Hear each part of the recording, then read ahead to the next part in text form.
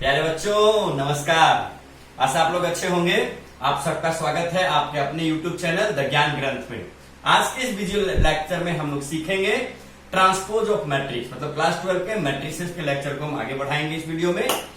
देखिए बहुत ही प्यारा सा और बहुत आसान टॉपिक है ट्रांसपोज ऑफ मैट्रिक्स। कहानी क्या है इसे समझने की कोशिश करिए। Let A B any matrix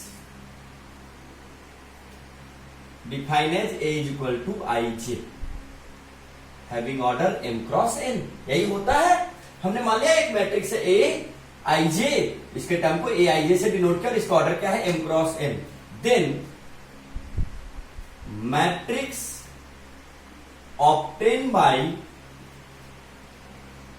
interchanging. अच्छा किसको इंटरचेंज करेंगे सर?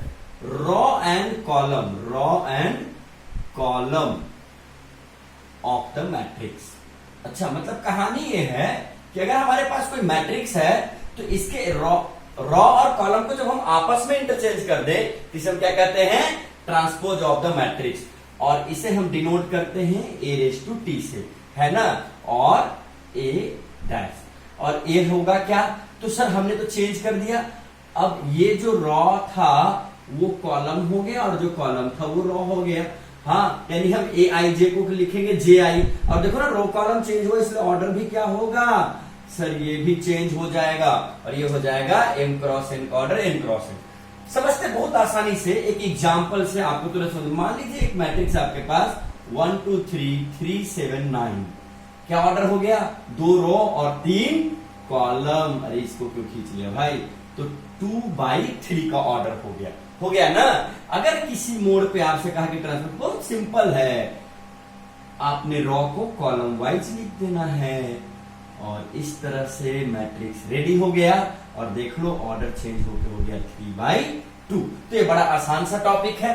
अब देखिए होता क्या है कि आप इसे समझिए। मेरे हाथ में एक मोबाइल है, एक ऐसा यंत्र है, आपको पता है इसने दुनिया के तमाम लोगों को शरीफ बना दिया। अच्छा मोबाइल ने शरीफ बना दिया? कैसे सर? अभी देखो पहले लोग रोड पे चलते थे, सड़कों पे यूं सबको देखते रहते थे। अभी सारे बंदे मोबाइल में बिजी होते हैं, सर झुका के बड़े आराम से चलते हैं। इस मोबाइल के आइकन को अगर आप देखोगे तो मैट्रिक्स के फॉर्मेट पे सजा होता है। और जैसे ही आपने स्क्रीन घुमाई क्या होता है सर? जो रॉ में था वो कॉलम में आ जाता है, जो कॉलम, अरे यही तो है ट्रांसपोज ऑफ अ मैट्रिक्स। तो आपके डे टू डे लाइफ में ये बहुत एप्लीकेबल है और ये बहुत प्यारा सा टॉपिक है। Please pause the video to note it down. अब आइए हम ट्रांसपोज जाने का, ट्रांसपोज की कुछ प्रॉपर्टी जानेंगे। मान लीजिए मैंने किसी मैट्रिक्स के ट्रांसपोज का ट्रांसपोज किया तो होना क्या है सर? फिर से वही मैट्रिक्स मिल जाना। हाँ अरे एक बार हमने स्क्रीन को पोर्ट्रेट किया, फिर से घुमा लिया तो वापस तो उसी ऑर्डर में मिलना है ना। समझ में आ रही है मेरी बात? तो बहुत काम की और अच्छी सी प्रॉपर्टी है। एक दूसरी प्रॉपर्टी है की टाइम ए। हमने किसी मैट्रिक्स का अगर स्केलर मल्टीप्लीकेशन किया है और उसका ट्रांसपोज निकालना है तो आप केवल मैट्रिक्स का ट्रांसपोज निकालो, क्योंकि इस स्केलर मल्टीपल को ट्रांसपोज से कोई लेना देना नहीं, क्योंकि ये तो हर रो और हर कॉलम में मल्टीप्लाई हुआ होगा ना। एक तीसरी और भी काम की प्रॉपर्टी है, दो मैट्रिक्स का हमने सम लिया तो आपको पता है ये एडिशन का पॉसिबल होता है जब दोनों का ऑर्डर सेम होता है। तो आप अलग अलग भी कर सकते हैं, यानी कि दोनों का ट्रांसपोज निकाल के ऐड करो या दोनों को ऐड करके ट्रांसपोज निकालो, एक ही मैट्रिक्स मिलने वाली है। और एक चौथा और सबसे काम की property, product of A B का ट्रांसपोज होता है B transpose into A transpose. अब यहां कहानी समझने लायक बात है कि आपने देखो ये ऑर्डर रिवर्स कर गया तो इस प्रॉपर्टी को बोला जाता है reversal law of transpose for product. ये कुछ काम के प्रॉपर्टी थी जो कि ट्रांसपोज के लिए हमें ध्यान में रखना चाहिए। आप वीडियो को पॉज करके इसे नोट डाउन कर लें। आइए बड़े ही काम का एक क्वेश्चन देखते हैं। If A is equal to 2 1 3 2, एक मैट्रिक्स है, एक दूसरा मैट्रिक्स है 2 3 4 3। अपन को वेरीफाई क्या करना है कि ए प्लस बी का ट्रांसपोज इक्वल है ए के ट्रांसपोज। अभी हमने अभी तुरंत आपको बताया था प्रॉपर्टी है ऐसा, लेकिन हमें वेरीफाई करना है कि ये सही में प्रॉपर्टी काम करती है, बस है। तो चलो हम देखते हैं। सबसे पहले हम लोग एलएचएस पे बात करेंगे। तो एलएचएस में पहले क्या करना है? ए प्लस बी पता करना है। आओ करते हैं पता। तो देखो ना 2 + 2 3 + 4 1 प्लस 3 एंड 2 प्लस 3 कितना होगा जी सर 4, सर 7, 4 एंड 5, यही ना होगा, चेक कर लो। अच्छा अब हमने क्या करना है, तो इसका ट्रांसपोज में आप क्या करोगे, तो जो रॉ वाइज लिखा था उसे कॉलम वाइज लिख देना और काम बन गया। तो देख लो मैंने रॉ वाइज को कॉलम वाइज लिख दिया या कॉलम वाइज को रॉ वाइज, आप जैसे कर लो। अब हम चलेंगे आरएचएस की ओर।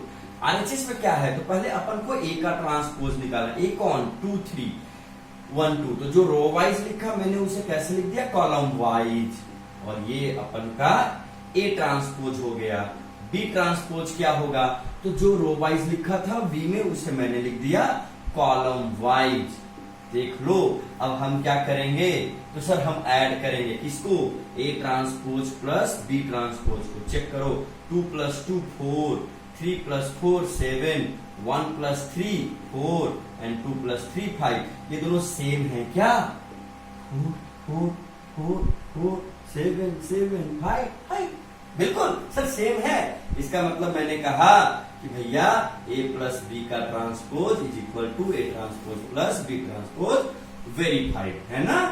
तो इस तरह से बहुत ही काम का टॉपिक है, आप इसे पॉज करके पहले नोट डाउन कर लें। तो आशा है चीजें आपको अच्छे से समझ में आई होगी। अब आपके लिए एक छोटा सा होमवर्क है जो आप वीडियो के कमेंट बॉक्स में मुझे बताएंगे। आपको एक ऐसे मैट्रिक्स का एग्जांपल बताना है जो अपने ट्रांसपोज के इक्वल हो। जी हाँ, आपको एक ऐसा मैट्रिक्स बताना है जिसका ट्रांसपोज और वो मैट्रिक्स आपस में इक्वल होते, यानी अगर हमने मैट्रिक्स का ट्रांसपोज कर भी दिया तो कोई फर्क नहीं पड़ता, वही मैट्रिक्स आती है। और आपको करना है एनसीईआरटी का एक्सरसाइज 3.3 का क्वेश्चन नंबर 1 2 3 4 5 6, ये आपसे बड़े आराम से हो जाएगा। इस क्वेश्चन का सॉल्यूशन आप ग्रुप में भेजोगे और ये ट्रांसपोज के इक्वल का आंसर मुझे आप कमेंट बॉक्स में बताओगे। चलिए आप फटाफट ऐसे करिए। Thank you, keep it much for today.